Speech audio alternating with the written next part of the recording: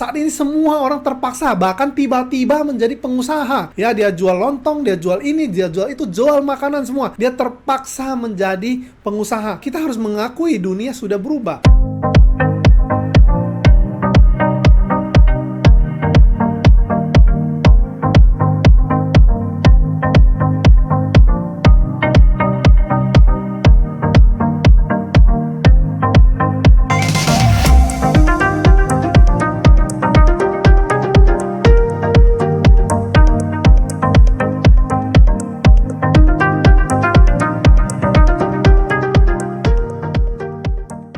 Oke, hari ini mau ngomongin tentang COVID ya, tentang bisnis yang akan berkembang dan bisnis yang akan mati.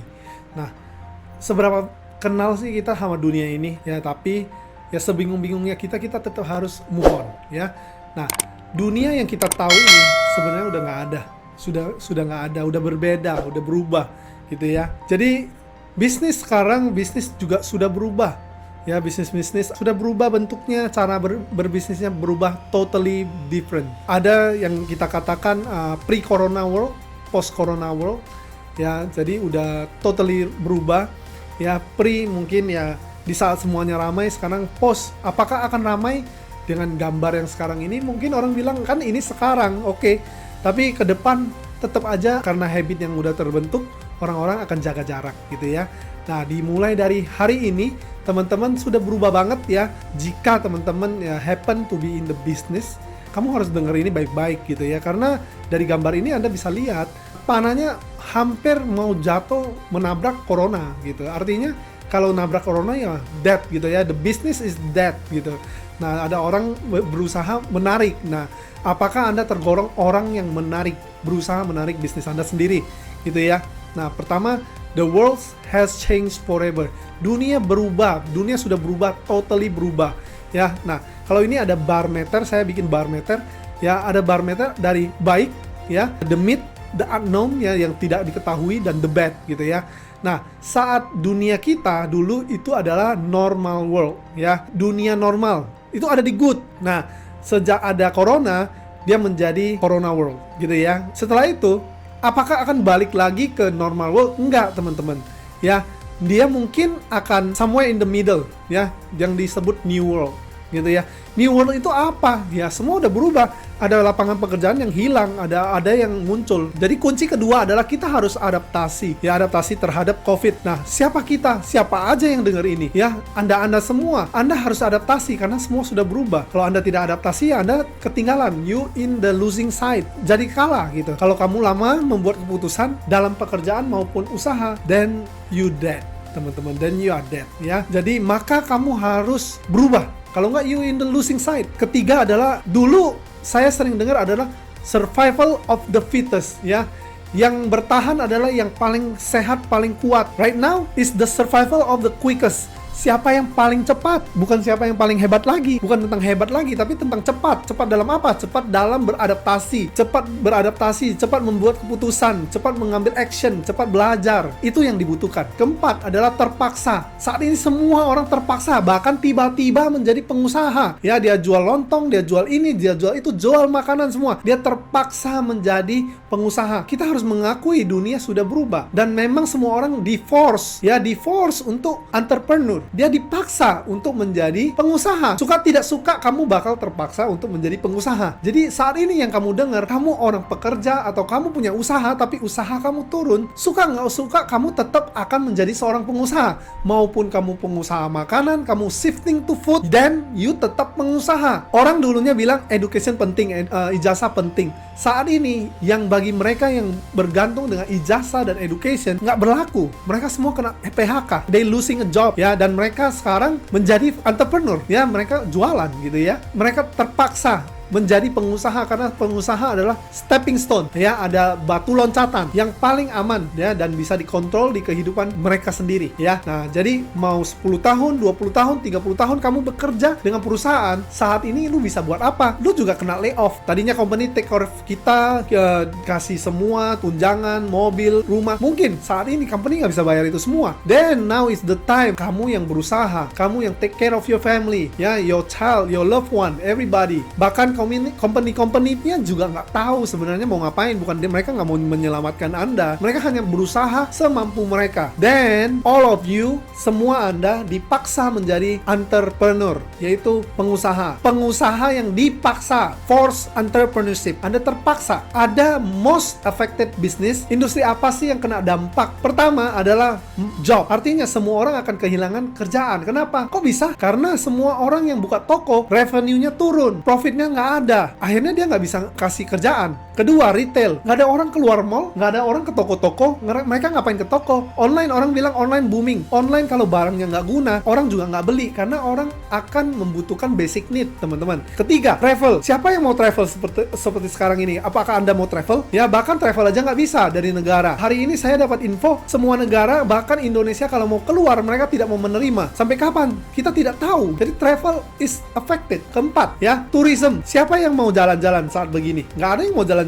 Semualah tempat pariwisata tidak ada yang buka. Kelima, hospitality. Siapa yang ke hotel? Duduk. Siapa yang main ke hotel? Nginap ke hotel? Vacation? Sama sekali nggak bisa. Semua hotel, bahkan saya dengar ya, hotel-hotel di Bali dijual-jual. Keenam adalah otomotif. Nggak banyak yang keluar di jalanan saat ini, ya, dengan mobil nggak seperti dulu lah, ya. Dan saat ini semua orang jarang membuat keputusan beli mobil, ya, dengan angka yang luar biasa juga. Ngapain mereka buang duit itu? Saat ini bawa mobil aja, satu depan satu belakang, gitu ya. Bahkan saat ini saya dengar di London, di luar negeri sekarang, karena perputaran keuangannya sangat susah, sehingga negaranya membiarkan mereka pergi. Dan Indonesia juga udah dilakukan, namanya herd immunity, ya. Semua udah terjadi. Bahkan di London semua orang pergi kerja naik sepeda. Di Indonesia apakah naik sepeda? Nggak tahu, mungkin sepeda dan motor. Kalau mobil kemungkinan tidak. Suka tidak suka, inilah yang terjadi. Bioskop, sinema, siapa yang pergi menonton mall? Mall aja bahkan tutup, gitu ya. Orang sekarang bioskop, sinema, orang nontonnya apa? Netflix. Logistik, transportasi, rata-rata stop. Transportasi yang membawa mungkin makanan, karena semua orang butuh makanan, dia tetap jalan. Transportasi yang membawa chemical, obat-obatan, kimia, ya dia masih jalan, gitu. Tapi kalau misalnya transportasi bawa baju, mungkin baju aja nggak jalan, gitu ya. Transportasi bawa kain. Kesembilan adalah local transportation. Orang bilang transportasi nggak mungkin lah. Ya udah pasti mungkin. Grab car, siapa yang naik Grab? Gokar, siapa yang naik Gokar? Mereka bahkan takut ke depan. Seperti apa? Kita nggak tahu. Tapi saat ini inilah yang terjadi. Restoran, siapa yang keluar makan? Ya, siapa yang ke restoran makan? Tidak ada yang bisa, gitu ya. Oke, ada kok. Saya pergi masih ada coffee shop yang buka. Tapi nggak seperti leluasa seperti dulu. Artinya revenue-nya turun. Nah, bahkan sekarang ya semua orang jadi lebih sering makan di rumah. Habit itu terbentuk cukup 24 hari atau 21 hari sudah cukup. Jadi ada satu buku dulu bilang 21 days. Ya, 21 days itu udah change habit. Kita bahkan sudah terjadi seperti ini udah hampir 2 bulan, teman-teman. Yang terjadi sekarang adalah mental change, habit change. Orang jadi berubah mentalnya, habitnya. Berubah deh total, nggak seperti orang dulu lagi, gitu ya. Jadi semua tetap sekarang adalah food delivery, luxury product. Siapa yang mau beli perhiasan? Mau beli, tunjukin ke siapa? Ya, mau beli tas bagus, tunjukin siapa? Beli buat siapa? Bahkan saya melihat semua orang lagi sell tas bagusnya. Olahraga live, olahraga pergi keluar, sepak bola, basket, NBA, soccer, nggak ada. Artinya semua orang itu yang ada duit tadinya, yang bayar gedung, bayar pembersih gedung, itu semua nggak ada kerjaan. Artinya perputaran roda ekonomi hancur babak belur. Real estate, ya rumah-rumah, saya bilang nggak ada yang beli. Oh, tapi orang kaya beli. Orang kaya seberapa mau banyak dia mau beli banyak sih? Masa tiba-tiba dia beli 20? Ya nggak mungkin juga, gitu ya. Anggapnya dia mau beli, dia beli yang murah, berharap nanti cucu anaknya yang pegang. Dia hari ini udah kaya, dia udah bisa hidup, dia nggak butuh beli sesuatu yang mahal. Real estate bener-bener kena dampak.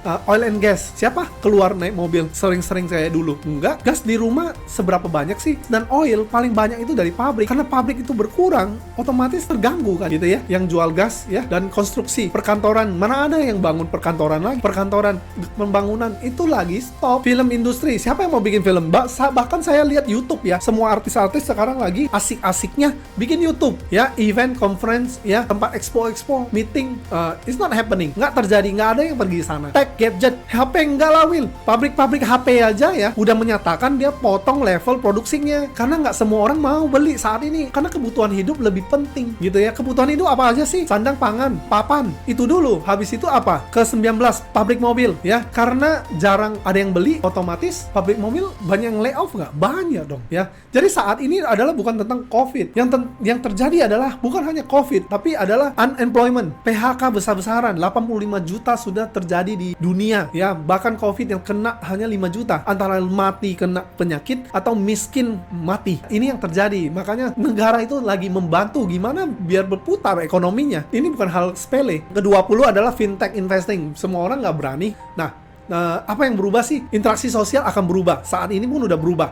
Ya, orang-orang terbiasa dengan jaga jarak. Saya ajak ketemu, kita jaga jarak 1 meter, 1 meter, 1 meter. Tapi tetap ketemu sih, tetap. Dan tutup pakai masker. Ya, bahkan teman-teman saya di gereja, mereka keluar naik sepeda. Mereka tetap keluar, tapi pakai masker. No hugging, no kissing, no cipika-cipiki, like sosialita, no. Apakah akan selalu begitu? Tidak. Tapi tidak tahu juga berapa lama. Ya, tidak tahu juga. Jika bisnis kamu nggak online, sudah pasti susah. Itu sudah pasti. Makanya sekarang ini banyak sekali orang yang lagi berpikir gimana, oh, gua nggak online bisnis. I'm gonna do online business. Cara kerja, work style, semua orang work from home right now. Terbiasa work from home. Artinya ke depan, bahkan ada orang yang akan dikasih pilihan untuk work from home. Terus apa? Pemakaian internet. Internet itu siapa nggak tahu sih? Booming. Facebook booming. Instagram booming. Ads, sponsor, bayar. Mereka bayar untuk coba bisa jualan. Health conscious, orang makin ngerti tentang kesehatan, jaga kesehatan, hand sanitizer, obat, vitamin, semua orang jaga. Bahkan kimia farma ngelonjak. Ya, tidak ada polusi seperti dulu. Burung-burung di udara terbang,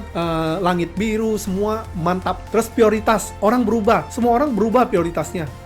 Balik lagi ke zaman bahala. Mereka berubah seperti apa? Mereka butuhkan namanya food dulu, shelter, ya, makanan, rumah, baju, basic need. After itu mereka baru pikirkan bagaimana menjadi happy. Bukan foya-foya lagi, bagaimana menjadi sehat, ya. Bisnis yang kita lakukan bagus, teman-teman. Model bisnis yang berubah. Artinya apa? Banyak orang merubah model bisnisnya. Jadi cara dia berdagang, dia akan berubah. Dia harus mengadaptasi itu. Bisnis kita tidak perlu mengadaptasi seperti itu. Pengeluaran rumah tangga yang drop, semua orang karena nggak keluar, nggak apa, drop ya. Family time berubah karena ya semua orang family time-nya increase gitu ya. Edukasi berubah, mau itu sekolah SD gitu, SMP ya, SMA berubah jadi online ya. Latihan olahraga jadi online ya. Makanan berubah, makanan orang berubah jadi lebih sehat. Entertainment berubah, Netflix, sosial media, semua di HP, semua di rumah, semua nyaman di rumah. 13, environment, lingkungan, polusi sudah nggak ada. Ini benar-benar yang berubah. Sekarang yang saya mau ngomong adalah winning industry. Industri yang menang. Industri yang menang apa sih? Digital product. Orang-orang pintar masih dipakai. Kenapa?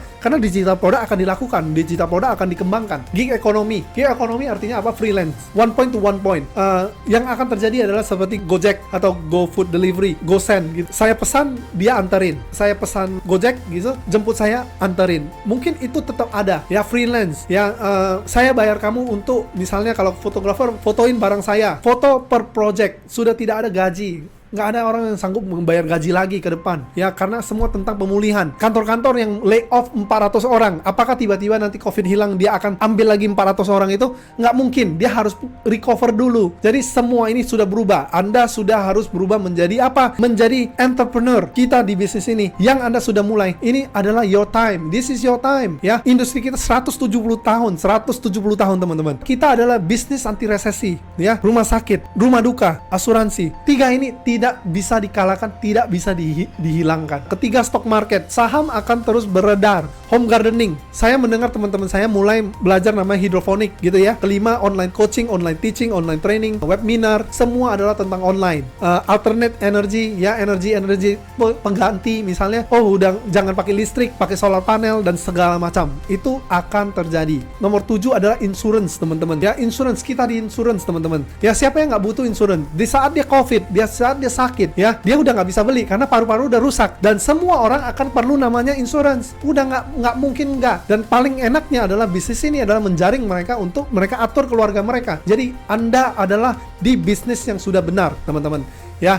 Next, telekomunikasi ya, telepon, semua internet, wifi akan booming gitu ya. 5G gonna happen soon. 9, gaming ya. Okay, like Indonesian gaming di YouTube, mereka make money. Yes, they make money. Ya, alternate medicine ya, medicine pengganti ya, healthcare, medical, equipment, semua healthcare akan sangat dibutuhkan sudah ya. Orang udah mulai ngerti, udah nggak susah untuk kasih tahu orang tentang kesehatan gitu ya. Affiliate marketing, nah network marketing ya, MLM salah nggak salah gitu ya. Cuman saja MLM ada obat yang baru muncul, dia bilang dia bisa menyembuhkan ini, baru berapa bulan tiba-tiba bisa menyembuhkan ini. Itu tergantung masing-masing teman-teman, kenyamanannya teman-teman. Data science, Internet of Things, AI itu akan soon happen karena 5G happen, AI is happening. Spiritual science ya, orang jadi lebih ke meditation, lebih ke healing, lebih ke tarot, mental health ya.